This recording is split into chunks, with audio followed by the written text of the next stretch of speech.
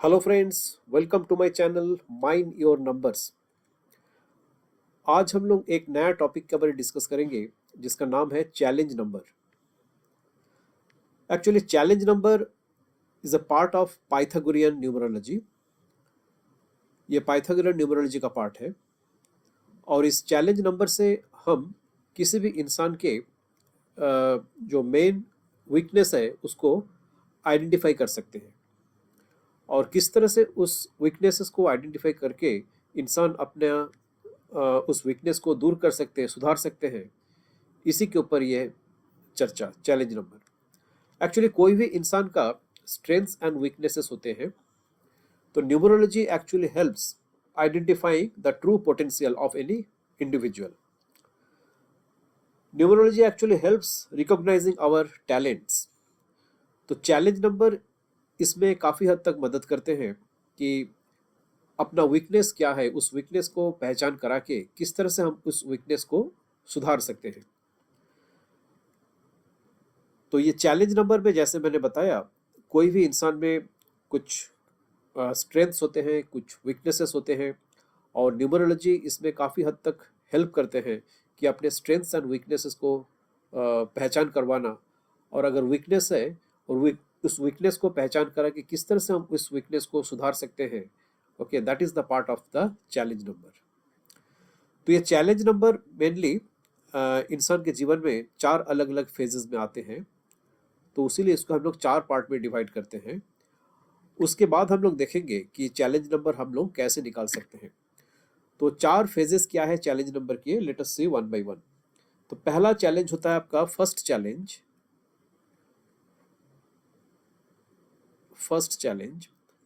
First challenge आते हैं in the starting part of the life. इंसान के जीवन के शुरुआत में जो चैलेंज आते हैं, that is the first challenge. इसका मतलब हम ये कह सकते हैं जीवन के शुरुआत से up to mid life first challenge चलते हैं। फर्स्ट चैलेंज खत्म होते होते सेकंड चैलेंज स्टार्ट हो जाते हैं। नेक्स्ट चैलेंज आपका आते हैं सेकंड चैलेंज। सेकंड चैलेंज हम लोग रियलाइज करते हैं in the mid life. Okay, mid life में सेकंड चैलेंज को हम लोग रियलाइज करते हैं। द मोमेंट फर्स्ट चैलेंज खत्म होते हैं, उसके बाद ही सेकंड चैलेंज आ जाते हैं। जैसे मैंने बताया कि सेकंड चैलेंज हम लोग मैक्सिमम रियलाइज करते हैं in the mid life. Second challenge के बाद नेक्स्ट चैलेंज आता है, there is a third challenge, and this third challenge is one of the most important challenge, क्योंकि ये थर्ड चैलेंज जो है इसको हम लोग throughout the life realise करते हैं। So that is why we can say third challenge is the most important challenge, okay, which can be realised okay throughout the life. It is one of the most important challenge. और ये third challenge का जो realisation है, that is इसका effect maximum होते हैं as compared to the other challenge. Okay, so that is why third challenge is considered to be one of the most important challenge. और third challenge आते हैं generally हम लोग इसको फेल कर सकते हैं, ये बोल सकते हैं कि थ्रू आउट द लाइफ। जैसे मैंने बताया, ये थर्ड चैलेंज का जो रियलाइजेशन, इसको हम लोग फेल कर सकते हैं throughout the life. And the last challenge जो होते हैं, that is the fourth challenge. Last challenge is the fourth challenge. Fourth challenge को हम लोग रियलाइज करते हैं generally later part of the mid life से लेकर के till the death. Okay, so that is the fourth challenge. तो इस तरह से हम लोग जो चैलेंज है, इस चैलेंज को हम लोग 4 अलग अलग फेजेस में डिवाइड कर सकते हैं। First challenge, second challenge, third challenge and and the fourth challenge. तो out of all this challenges, जैसे मैंने बताया कि third challenge is one of the most important challenge होते हैं, क्योंकि ये थर्ड चैलेंज को हम लोग throughout the life realise करते हैं। ओके, और फर्स्ट चैलेंज जस्ट मैं समराइज कर रहा हूँ। First challenge the beginning of the life से लेकर के अप टू मिड लाइफ होते हैं first challenge, followed by the second challenge. जैसे फर्स्ट चैलेंज खत्म होते हैं मिड लाइफ में, सेकंड चैलेंज स्टार्ट हो जाते हैं। उसके बाद आ जाते हैं थर्ड चैलेंज, जिसका हम लोग इफेक्ट देखते हैं अक्सर throughout the life. And lastly the fourth challenge, जो latter part of the mid life से लेकर के टिल द डेथ। तो जैसे मैंने बताया लेक्चर के बिगिनिंग, इस टॉपिक के बिगिनिंग में ही, कि चैलेंज नंबर से हम लोग मेनली क्या पता कर सकते हैं कि अपने वीकनेस क्या है उसको आइडेंटिफाई कर सकते हैं। उसके बाद उस वीकनेस को आइडेंटिफाई करने के बाद जो भी नंबर आते हैं उसके बाद वो नंबर अपने को बताते हैं कि कहाँ पर इम्प्रूवमेंट की जरूरत है, कहाँ पर हम लोग सुधार कर सकते हैं। अब let us quickly see with one example how we can compute the challenge number. अभी हम लोग एक एग्जांपल रैंडमली कोई भी एग्जांपल लेते हैं और उसके बाद हम लोग देखते हैं कि किस तरह से हम लोग first challenge, second challenge, third challenge and fourth challenge number को कंप्यूट कर सकते हैं। Let us take one hypothetical date of birth, say 6th August, August 6th 1971। किसी इंसान का डेट ऑफ बर्थ है August 6th 1971। August month is the August। August के लिए जो नंबर होगा that will be 8 because 8th month in the year। okay, सो इसके लिए वैल्यू होगा, न्यूमेरिक वैल्यू होगा, सिंगल डिजिट वैल्यू होगा 8 for the August, for the month of August the single digit value will be 8 because it is the 8th month okay in the year. Day of birth is 6, this is 6 and year of birth 1971। 1971 को अगर हम लोग single digit में लाएंगे this will become 1 + 9, 1 + 9 + 7 + 1, this will become 1 + 9 10 17 18। तो ये सारे आपके अगर सम करेंगे 1 + 9 + 7 + 1 this will become how much 18। 18 को अगर हम लोग सिंगल डिजिट में लाएंगे this will become 9। So year of birth that is 1971, उसको अगर हम लोग सिंगल डिजिट में लाएंगे दैट विल बिकम 9। तो इस डेट ऑफ बर्थ से अभी हम लोग फर्स्ट चैलेंज कैसे निकाल सकते हैं? तो फर्स्ट चैलेंज निकालने के लिए फर्स्ट चैलेंज को निकालने के लिए अपने को क्या करना है? To compute the first challenge what we have to do, we have to take the two important things. First is the month and day.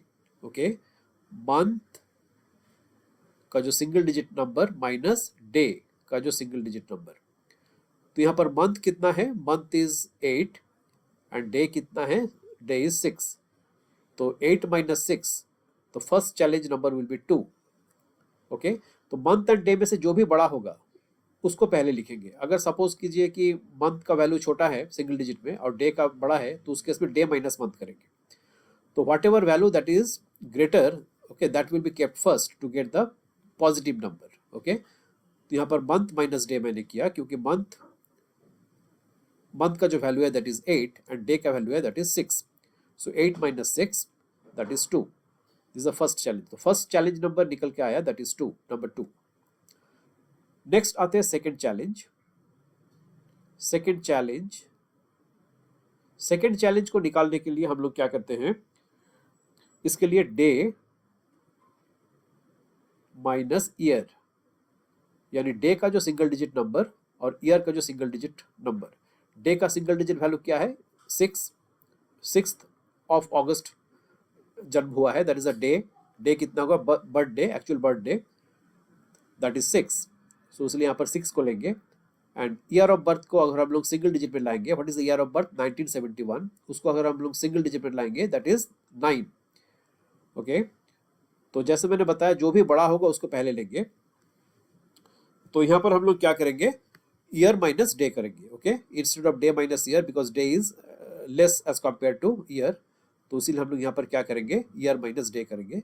Instead of day minus year we will be doing year minus day. Okay, so 9 - 6, this will become 3. So second challenge number is 3, number 3. Next challenge number, there is a third challenge number. What is third challenge number? How to calculate third challenge? Third challenge can be computed with the help of first challenge minus second challenge. First challenge minus second challenge. या ऐसे बोल सकते हैं जो भी challenge बड़ा होगा उसको पहले लिखेंगे माइनस जो चैलेंज आपका छोटा होगा। ओके, तो यहाँ पर फर्स्ट चैलेंज कितना आया था अपना? 2 एंड द सेकंड चैलेंज आया था 3। तो इसीलिए हम लोग यहाँ पर क्या करेंगे? Instead of first challenge minus second challenge will be taking the value of the second challenge minus first challenge. तो सेकंड चैलेंज कितना आया था? 3 एंड फर्स्ट चैलेंज आया था कितना? What is the first challenge value? That is 2। And second challenge था 3, 3 minus 2 that is 1। तो third challenge number निकल के आया 1। Okay, so this is the third challenge number. तो जैसे मैंने बताया कि थर्ड चैलेंज नंबर जो होगा दैट इज एक्चुअली फेल्ट करते हैं हम लोग, जनरली रियलाइज करते हैं throughout the life, and one of the most important challenge number, third challenge number. Last but not least the fourth challenge. अब fourth challenge को कैसे कैलकुलेट किया जाता है? फोर्थ चैलेंज को हम लोग निकाल सकते हैं। इसमें हम लोग क्या करेंगे? Month minus year, month minus year, यानी जो भी मंथ है उसका सिंगल डिजिट माइनस जो भी ईयर ऑफ बर्थ है उसका single digit. What is the single digit value in our month case? It is the 8. Month is 8. And what is the single digit value of the year of birth? 1971. This is 9. Okay. तो जैसे मैंने पहले ही बताया, whatsoever is the bigger value, okay, उसको पहले रखना है। तो इस केस में फोर्थ चैलेंज के लिए हम लोग क्या करेंगे? Instead of month minus year, what will be doing? हम लोग यहाँ पर क्या करेंगे? Instead of month minus year will be doing year minus month. इसका मतलब हम लोग किससे माइनस करेंगे? Year, year is the 9 minus month is 8 that is 1। Okay, तो जो भी वैल्यू बड़ा रहेगा उसको पहले लिखना है ताकि अपना रिजल्ट जो है, एंड रिजल्ट जो है पॉजिटिव आए। तो यहाँ पर मंथ छोटा हो रहा था, 8 हो रहा था, एंड ईयर बड़ा हो रहा था, तो इसलिए हम लोग ईयर को पहले लिखे, मंथ को बाद में लिखे। इसका मतलब ईयर माइनस मंथ किए। तो ईयर अपना कितना था? Year is our single digit value of year 1971 that is 9, and the month that is 8 क्योंकि अगस्त। Okay, so 9 minus 8 that is 1। तो फोर्थ चैलेंज अपना कौन सा वैल्यू आया? Fourth challenge is our number 1। तो इस केस में हम लोग देख रहे हैं कि third challenge and the fourth challenge that is number 1। Okay, तो इस केस में जो हम लोग एडवाइस करेंगे इस पर्टिकुलर डेट ऑफ बर्थ के लिए, क्योंकि इस पर्टिकुलर डेट ऑफ बर्थ में थर्ड चैलेंज भी नंबर 1 आ रहा है, फोर्थ चैलेंज भी नंबर 1 आ रहा है। एक चीज जरूरी है बोलना कि कभी कभी ये भी देखा जाता है कि चैलेंज नंबर रिपीट होते हैं। First challenge second challenge repeat हो सकते हैं, सेकंड चैलेंज थर्ड चैलेंज भी रिपीट हो सकते हैं। जैसे यहाँ पर भी हम लोग देख रहे हैं third challenge and fourth challenge repeat हो रहे हैं, तो चैलेंज नंबर रिपीट हो सकते हैं, यानी first challenge, second challenge, third challenge, fourth challenge जो भी है वहाँ पर रिपीटेशन हो सकते हैं। तो जैसे यहाँ पर हम लोग देख रहे हैं third challenge and fourth challenge दोनों चैलेंज नंबर 1 निकल के आ रहे हैं। तो अगर चैलेंज नंबर 1 है, if the challenge number is 1, उस केस में 1 इज अ नंबर ऑफ सन। कौन सा प्लैनेट को रिप्रेजेंट करते हैं? सन को रिप्रेजेंट करते हैं। तो अगर चैलेंज नंबर 1 होते हैं तो उस केस में जो सुधार की जगह है इस पर्टिकुलर डेट ऑफ बर्थ के लिए, इस पर्टिकुलर इंसान के डेट ऑफ बर्थ, जो भी इंसान के डेट ऑफ बर्थ अगस्त 6 1971 है, तो इस पर्टिकुलर इंसान के लिए जहाँ पर इम्प्रूवमेंट की जगह है या जहाँ पर वो अपने को सुधार सकते हैं, उसके लिए मेनली क्या बोला जाएगा? बिलीव इन योर सेल्फ, अपने आप को बिलीव करना है। ओके, और try to be independent. Okay, independent होना है, independent and believe in yourself. Okay, believe in yourself, इसका मतलब दूसरों के ऊपर डिपेंडेंट ना रह के, ओके, अपने प्रति विश्वास रख के, अपने ऊपर भरोसा करके फिर आगे चलते जाना है, अपने आप में भरोसा रखना है। ओके, और इंडिपेंडेंट होने की सलाह दिए जाते हैं। ओके, दूसरे के ऊपर ऑलवेज डिपेंडेंट ना रहो, अपने सोच को मजबूत करो। ओके, अपने थॉट प्रोसेस को मजबूत कीजिए और अपने आप में इंडिपेंडेंट बनिए। ओके, दूसरे के प्रति डिपेंडेंट ना रहे। यही इनके प्रति एक्चुअली चैलेंज नंबर उनको यही बताते हैं। इनका मेन सुधार की जगह कहाँ पे है? कि अब इंडिपेंडेंट बनना है और अपने आप को विश्वास करना है। तो इस तरह से एक सिंपल एग्जांपल लेके हम लोग देखे हैं कि किस तरह से हम लोग चैलेंज नंबर को निकाल सकते हैं। ओके, और चैलेंज नंबर बेसिकली क्या दर्शाते हैं और किस तरह से न्यूमरोलॉजी में चैलेंज नंबर से हम ये पता कर सकते हैं कि अपने वीकनेस कहाँ पे है और उस वीकनेस को किस तरह से हम अपने विल पावर के द्वारा सुधार सकते हैं, कहाँ पर सुधार की जरूरत है जिसको हम सुधार सकते हैं with the help of our will power. तो यहाँ पर मेनली चैलेंज नंबर इंसान के कमियों को बता के किस तरह से उसको सुधार कर सकते हैं, उसके आइडिया देते हैं। मेरे ख्याल से आपको ये जानकारी अच्छा लगा होगा। अगर आपको ये जानकारी अच्छा लगा, please like, subscribe and share my channel. आप भी अपना डेट ऑफ बर्थ से चैलेंज नंबर निकाल के देखिए, आपके लिए चैलेंज नंबर क्या आ रहे हैं, और please write in the comment box आपके लिए कौन सा चैलेंज नंबर आए हैं। ओके, तो जैसे मैंने यहाँ पर एक नंबर 1 चैलेंज नंबर के बारे में बताया, उसी तरह से नंबर 1 अगर चैलेंज नंबर आता है तो उस केस में बेसिकली जो एडवाइस दिए जाते हैं कि इंसान को इंडिपेंडेंट होना है, इंसान को अपने आप में भरोसा करना आना आना चाहिए, ये सब कुछ टिप्स हम लोग देते हैं। उसी तरह से हर एक चैलेंज नंबर के लिए अलग अलग एडवाइस है। तो इसके ऊपर मैं एक सेपरेट वीडियो बनाऊंगा जहां पर मैं हर चैलेंज नंबर के लिए उनके लिए क्या क्या एडवाइस है इसके बारे में डिस्कस करूंगा। ओके, तो आप भी अपना चैलेंज नंबर कंप्यूट कीजिए और देखिए कि आपके लिए क्या चैलेंज नंबर निकल के आ रहे हैं। Okay, thank you very much.